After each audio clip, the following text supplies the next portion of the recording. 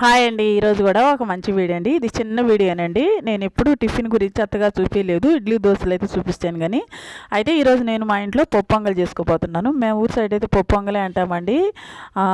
పప్పు పొంగల్ అంటే ఒక గ్లాసు బియ్యం తీసుకొని, ఒక గ్లాసు పెసరపప్పు తీసుకొని, ఈ రెండు కొంచెం సేపు నానబెట్టేసుకొని, లేదు అప్పటికప్పుడే చేసుకోవాలనుకుంటే కుక్కర్లో వేసి చేసుకోవచ్చు అండి. చక్కగా 4 సార్లు కడిగి మనము ఎన్ని గ్లాసులు అయితే తీసుకున్నామో పప్పు బియ్యం దానికి తగ్గట్టు డబల్ నీళ్ళు పోసుకోవాలండి. నేను 4 గ్లాసులు పోసాను. అయితే ఈ 4 గ్లాసులు సరిపోవండి, ఇంకో గ్లాసు కూడా పడతాయి. అది మనం దింపినాక కొంచెం వేడి చేసుకుని నీళ్ళు వేసుకోవాలి. ఎందుకంటే కుక్కర్లో మనకు కొంచెం గట్టిగా అవద్దు కాబట్టి.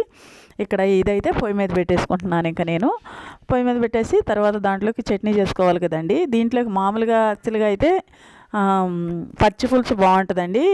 ఇంకా నేను పచ్చి పులుసు అయితే చేయలేదు, పిల్లలు ఉన్నారు తినరని. కొంచెం పల్లీలు పచ్చడి చేసుకుందామని, ఇంకా పచ్చిమిర్చి, పల్లీలు, ధనియాలు, కొంచెం జీలకర్ర, ఎల్లుల్లిపాయలు, ఒక రెబ్బల చింతపండు, ఇంకా కొంచెం కొత్తిమీర వేసి ఫ్రై చేసేసి చల్లారబెట్టి మిక్సీ పట్టేసేసి చక్కగా తాలింపు కూడా వేసేసాను.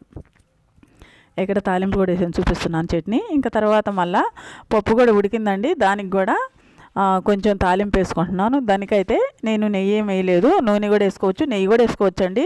పోపు దినుసులన్నీ వేసుకున్న తర్వాత కొంచెం మిరియాలు, అల్లము, జీడిపప్పు, శనగపప్పు, మినపప్పు అన్నీ వేసేసిన తర్వాత జీలకర్ర, ఆవాలన్నీ వేసినాక కొన్ని ఎండుమిర్చి, తర్వాత కొద్దిగా కరివేపాకు కూడా వేసేసుకొని కొంచెం ఇంగువ కూడా వేసుకోవచ్చండి, చాలా బాగుంటుంది.